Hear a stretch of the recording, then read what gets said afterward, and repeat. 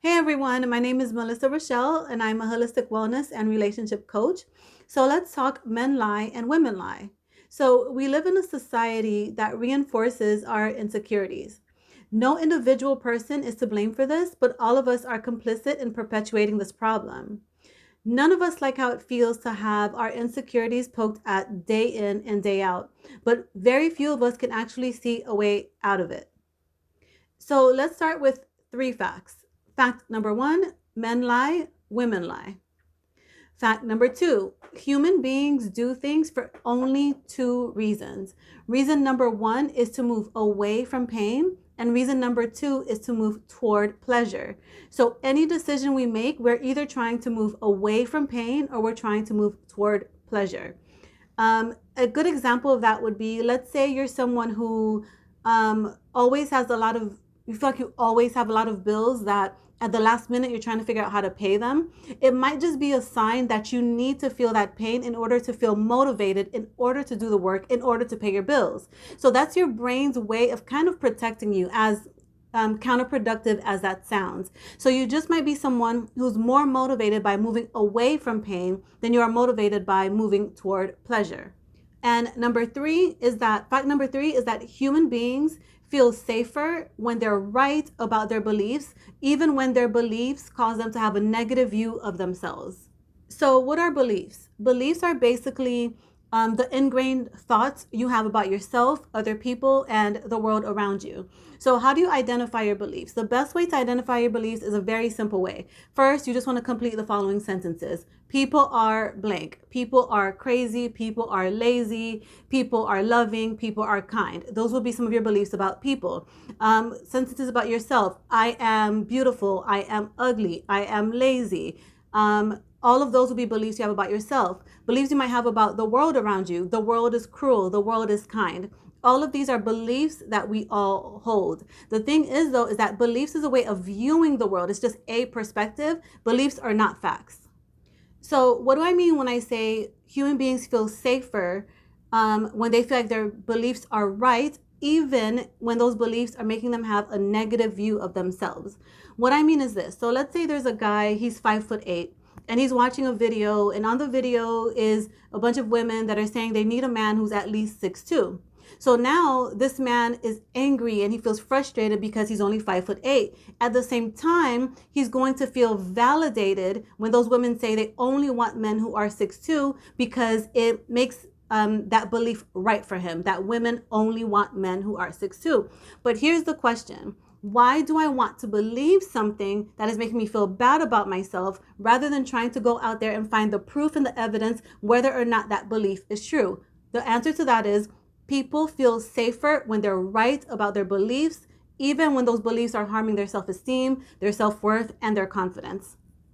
So your beliefs are basically like a code, right? So we always hear reprogram your beliefs, childhood conditioning. We hear all these things, but what does that exactly mean? It means that human beings operate on patterns. So we have a code inside ourselves. So everything that we do is actually already in us, even before it happens. So here's a way to prove that. So let's say you have a friend, a family member, a husband, a wife, a boyfriend, a girlfriend. How often can you tell what they're going to do before they do it? How often can you tell what they're going to say before they say it? Probably very often. That is their code. And every single one of us has this code inside of us of what we're going to do, how we're going to do it, what we should say, what we shouldn't say, how we should act, how we're not going to act. And these are basically, the code is basically our belief system. So the way to change this code that you're operating on, if it is harming your self-esteem, your self-worth, and your self-confidence, is by challenging your beliefs. So checking to see, okay, what are my beliefs? In other words, what are the thoughts I have about myself, other people, and the world around me? And you want to look for proof that they're both true and that they're both false. So how do you do that? So for example, let's say I'm a woman and I have a belief that men only want women with BBLs, right? So how would I challenge that? The way that I would challenge that is I would say, okay, here's this woman, she has a BBL and men want her. Cool, I've already proven that belief. Now I need to go on the other end and disprove that belief. So I can literally walk outside of my house door, look around and see how many couples I see and how many women are with men and how many of those women fit that aesthetic. Now I'm challenging that belief. So this is the work that we have to do in order to change our code, in order to challenge those beliefs so that we can then change them. So now to the title of this video, Men Lie, Women Lie. What I mean by that is that if you've never heard of the illusory truth effect, what it basically means is that when you hear a lie so many times, you start to believe that it's true, even if you have zero proof or zero evidence, zero facts that it's true. So you hear it so often, you start to believe that it's true. This is called the illusory truth effect. So let's talk about two common lies that men and women tell that are operating off of the illusory truth effect. So as you hear me say these myths, pay attention to how you feel in your body. Does your heart start to race? Does your breathing get shallow? Do you feel triggered? And pay attention to the thoughts that you are having. That's usually going to show you, okay, why do I need for this myth to be true? Okay, so myth number one is size matters. So I'm not going to explain that because we all know what that means, right? But it is a myth because the fact is that over 85% of women cannot orgasm from penetration alone. They just cannot. It is not physiologically possible for women to do so. So then you might say, okay, but what about the other 15%? Well, the other 15% need both penetration and other types of stimulation in order to do that. And I'm sure that a lot of guys watching this video might say, oh, that's a lie. I'm pretty sure that I can. This girl told me this. This girl told me that. Just always be mindful that human beings want to belong. Human beings want to fit in. So we tend to want to repeat things we hear often just for the sake of belonging and just for the sake of fitting in. And the other thing too is that she probably doesn't want to hurt your feelings either. So she's not going to tell you what she's really thinking. She's going to tell you what she thinks you want to hear. Now, the question is, do you want her to tell you the truth or do you want her to lie to you? It's totally up to you. Myth number two, men only want women with hourglass shapes. Big here, small there, blah, blah, blah. It is also a myth. And again, you want to find your proof for and against this thing. So there was one day I was in the car with my husband and he was listening to this song. And the song said something like, I need a girl with a Coke bottle body or something like that. And I got really annoyed. I can get very petty and things like this really annoy me. And he looked at me, he said, what? I was like, it's true that he wants a girl with a Coke bottle body. And he was like, yeah, of course it's true.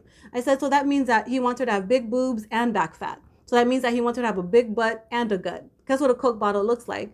And he looked at me and he was like, I hate you. And I was like, I love you. You're welcome. My point in saying that is that there are a lot of things that people say. They just say it automatically on autopilot, but they don't really take the time to think it through.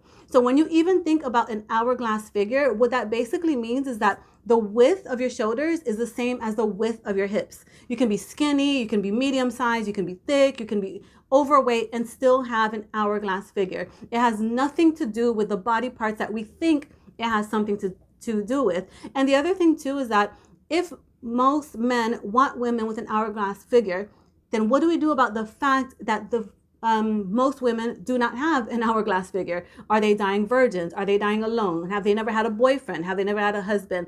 It's just not reality. So I think that the way to bust a lot of these myths is for us to feel comfortable in confronting reality. What is true versus what are just lies that people keep telling over and over that I believe to be true. Here's a little bit more evidence for you on that myth that men only want women with BBL bodies, hourglass figures, blah, blah, blah, all that, right? So I'm going to use two celebrities here just for the sake of giving you a little bit of proof. But of course, I want for you to go out there and find your own proof, okay? So let's talk about Beyonce, right? Beyonce's been in Hollywood, I don't know, what, maybe 20 years. And from the day Beyonce came out to right now, men have been saying the same thing. Oh my God, she's so hot. I'll drink her bath water, whatever, right? She's fluctuated in weight from thin to bigger to this to that. At the same time, they're still saying the same things. And the other thing too is, I'll give you another example. Let's talk about Kim Kardashian, right? Think about this. The Kardashians have had lots of surgeries. And they still edit their pictures and they still use filters and they still wear shapewear and they still use professional makeup artists. So doesn't that tell you that there is no perfection to reach and all of us are just trying to grab at a perfection that just doesn't exist? How exhausting must it be for Kim Kardashian to have the surgeries, to get the professional makeup, to use the filters, to edit the pictures, to wear the shapewear, just to end up with a Ray J, a Kanye, and 3 divorces. My point here is that these things are lies that we hear constantly, and they're messing with the self-esteem of a lot of men and a lot of women, a lot of girls, and a lot of boys. And we're not taking the time to ask ourselves, are these things true? Do I need these things in order to get the things that I want out of life? Why are there so many people with low self-esteem, low self-worth, low confidence? The answer to that is that capitalism needs you to feel like you're not good enough. And I'm not anti-capitalism, but the truth is that the more your self-esteem dies, the more the economy thrives. They need you to feel like you're not good enough. They need you to always want to buy things. They need you to always chase this idea of perfection in order for you to put money back out into the economy. This is just how it works. So I'm asking everyone to take the time that when you hear something, really take the time to ask yourself, is this true? Do I have proof of this? What are the facts behind this? What is the evidence behind this?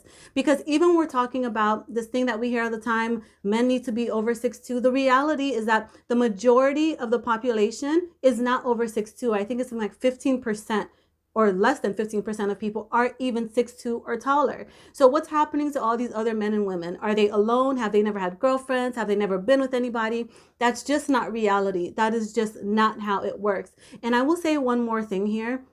When it comes to the myth about size mattering, I'm going to say this. If you ever hear a woman say that, yes, it matters, or this guy was too small, and this is going to be a very hard thing to do, but challenge her. Say, as compared to whom? And I know a lot of men are not going to want to do that. They're not. If they hear a woman say, he's too small, you're too small, he's not going to want to challenge her and ask her, as compared to whom? The reason I'm saying that is because I can guarantee you she probably can't answer that question. So just make sure that you are challenging your beliefs so that you can see, okay, is this something that's true of me? Is this something that's true of reality? Or is my self-esteem low because I'm believing all these things that I'm hearing around me, even though I have no proof to back them up? So if you found this information to be helpful, if you liked it, please remember to like, subscribe, and share. Thank you.